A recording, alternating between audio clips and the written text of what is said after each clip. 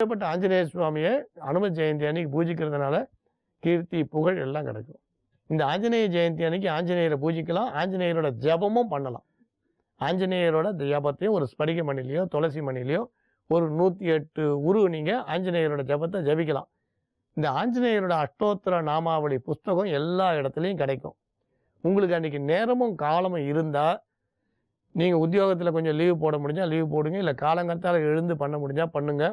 ஏன்னா வருஷத்துல ஒரு நாள் சுந்தரகாண்ட பாராயணம் பண்ணலாம். இது நீங்க வந்து ஸ்லோகமா படிங்க, இல்ல கதையா கூட படிங்க. அது ஆஞ்சநேயரோட பெருமைகளை சொல்லக்கூடியது தான். சம்ஸ்கிருதத்துல தெரியாதுன்னா கம்பர் எழுதியிருக்காரு இல்லையா? தமிழ்ல தானே எழுதியிருக்கார். நன்மையும் செல்வமும் நாளும் நல்குமே. இது படிக்கிறது ஒன்றும் கஷ்டம் இல்லை.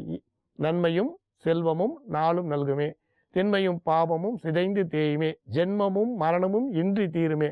எப்படின்னு கேட்டா, இம்மையே ராமன் என்ற இரு எழுத்தினால் தான். என்னடா பலன் கிடைக்கும்னா, நாடிய பொருள் கைகூடும், ஞானமும் புகழும் உண்டாம், வீடினல் வழியதாக்கும் வேரியர் கமலை நோக்கும், நீடி அறக்கர் சேர்ந்து நீருபட்டு ஒழியவாய் நிறைய சொல்றா. ஏதாவது ஒரு பகுதி எடுத்தாவது படிங்க. ஆஞ்சநேயரோட பெருமைகளை சொல்லக்கூடிய, ராமனோட பெருமைகளை சொல்லக்கூடிய ஏதாவது ஒரு பகுதியை படிங்க. கட்டாயம் ஆஞ்சநேயரோட அருள் உங்களுக்கு 100% கிடைக்கும், சந்தேகமே வேண்டாம். எங்க ராமநாமம் ஒலிக்கிறத கட்டாயம் அங்கே ஆஞ்சநேயர் இருப்பார்.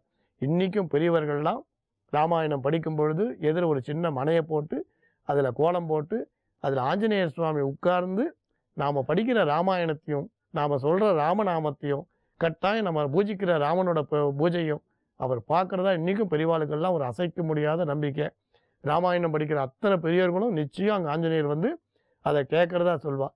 எதுக்கு இதெல்லாம் சொல்கிறேன்னா, அப்படியேப்பட்ட பெருமையுடைய ஆஞ்சநேயரை வீட்டிலையும் பூஜிக்கலாம், நீங்கள் கோயிலில் போயும் பூஜிக்கலாம், பெண்களும் பூஜிக்கலாம், ஆண்களும் பூஜிக்கலாம், கல்யாணம் ஆனவாலும் பூஜிக்கலாம், கிரகஸ்தர்களும் பூஜிக்கலாம். இந்த பூஜையில் வந்து எந்த விதமான பேதங்களும் கிடையாது.